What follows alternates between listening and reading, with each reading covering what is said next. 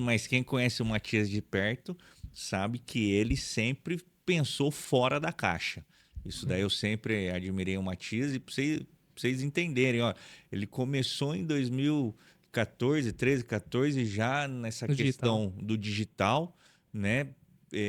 Evoluindo sempre, já com agência de marketing, evoluindo, a gente conhece um pouco a sua história, Sim. foi um dos precursores, né, na região, eu diria, Sim, sim. sobre essa questão aí de marketing digital. E abriu muitas portas, não é verdade? Sim. E chegou a ter algum problema jurídico, Matias, nessa questão do digital? Porque, querendo ou não, começa a crescer, os problemas vêm junto, né? É. Teve algum problema que tirou o sono em algum momento? Olha, pra ser bem sincero, nessa parte do marketing digital, a gente teve um caso de uma empresa, né, de uma plataforma, que são duas vertentes quando a gente fala de marketing digital.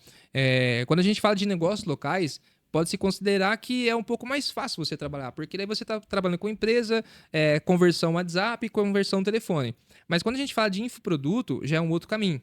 Então é igual a gente comentou, eu também acredito muito que nessa questão de marketing digital local, eu sou um das primeiras pessoas a falar disso aqui em Limeira, na região, e viver disso. Porque também só falar é uma coisa. A pessoa postar um print que ela vendeu aqui alguma coisa, ou então, sei lá, ela tá meio que enganando os outros, é fácil. Mas ela realmente viver disso, a gente sabe que é muito difícil no dia a dia hoje. E desde atrás. Só que quando a gente fala de infoproduto, é diferente. Então, o infoproduto, a gente fala o quê? De produtos que são feitos online e se vende a nível mundo.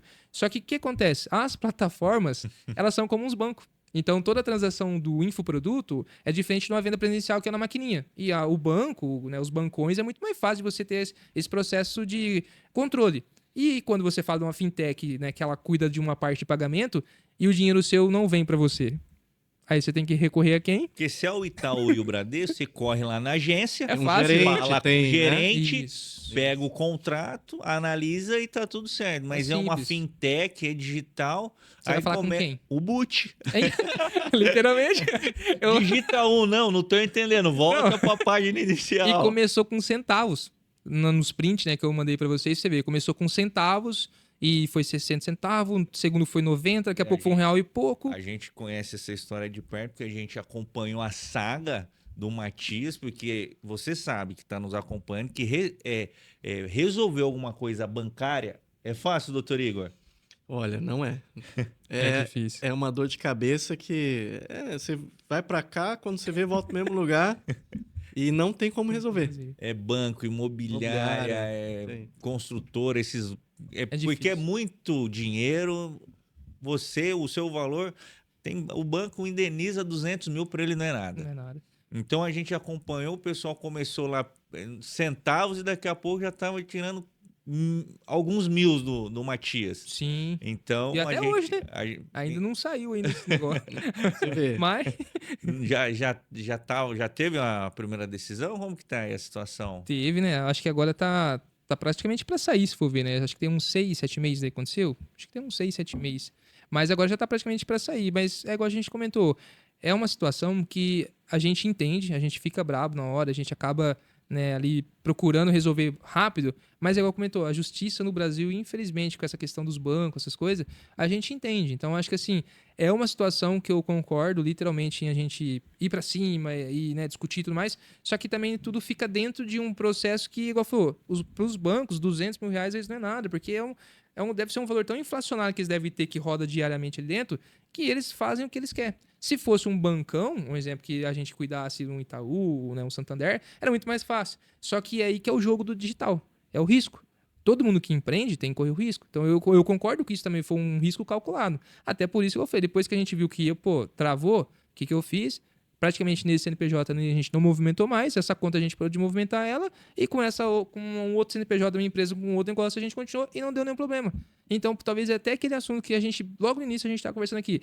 Às vezes, internamente, alguém pode ter feito alguma cagada, ou intencional, ou sem intenção, e acabou prejudicando a gente. Prejudica, É, porque sabe? você tá lá trabalhando e, Sim. infelizmente, E é às onde vezes que... você tem que parar o operacional, porque se continuar, não vai, Não, o prejuízo vai ser maior do que a rentabilidade. Sim, e agora foi. É por isso que você tem que procurar um advogado, uma pessoa para poder aconselhar você e falar, ó, até que ponto isso aqui é interessante seguir em frente. Não, Matias, ó, você para aqui, vamos fazer isso. Matias, e tá chegando uma informação em off Ixi, aí Maria, hein? que a Baterias Matias e o Acelera Bateria? Baterias estará, não sei, tá em tratativa, ainda não é oficial. Estará patrocinando o evento da Fórmula 1 Interlagos, hein? Gabriel Bortoleto, que aguarde, hein? É isso aí, ó. É, tá ficando grande, hein? A ideia tá surgindo aí, hein? Se Deus quiser, a Fórmula 1 é um alvo, mas Tá chegando aí. vai vir um piloto aí. Até o final do ano a gente traz O novidades. GP de moto. Vai ter piloto patrocinado aí, sim. Não esquece do seu jurídico, hein? Senão vem um processinho. Mas é muito interessante, igual a gente falou pra você ver, ó, esse mercado, hoje, dentro do grupo do Acelera Bateria, a gente tem muitos lojistas ali dentro. E essas dificuldades que eu já passei, é até engraçado, parece que é como se fosse uma fita cassete, a gente estivesse rebobinando no passado. Eles passam por isso diariamente. O problema é o mesmo. Porque o problema é o mesmo, as questões dos processos que talvez eu criei lá atrás, foi uma coisa que satisfez a minha empresa e eu fiquei bem organizado. Mas hoje, diretamente falando de empresa, lojista, a gente vê que qual que é a maior dor do lojista de bateria? Primeiro, né, vamos dizer assim, é preço. Precificação. Isso eu acho que é uma dor de qualquer mercado. É muita questão de leilão, o cara compra um copo desse pelo mesmo preço e vende até mais barato. Não sei, cada um tem seu jogo. Mas quando a gente fala, tirando essa questão de precificação, cara, é a porta, é o cliente, é o problema da garantia. Essa é a maior dor. E os lojistas, aí quando a gente começa a ouvir eles lá dentro, acontece o quê? Eles não estão bem Assessorado, não tem o tato pós-atendimento. Não. Se chega o cliente para trocar, ele já manda procurar os seus direitos. Isso. E o que o cliente faz? Vai procurar os direitos. Procurar os direitos. Aí tem a reclamação no Procon, tem a reclamação, mais uma ordem. Aí fica lá, negativado. Isso. E aí, assim, alguém vai pesquisar baterias Rio de Janeiro, lá só falando mal. Não entrega tudo. Então, assim, hoje em dia, muitas vezes, você falou, não é questão mais de direito, lei. É questão de saber resolver o problema.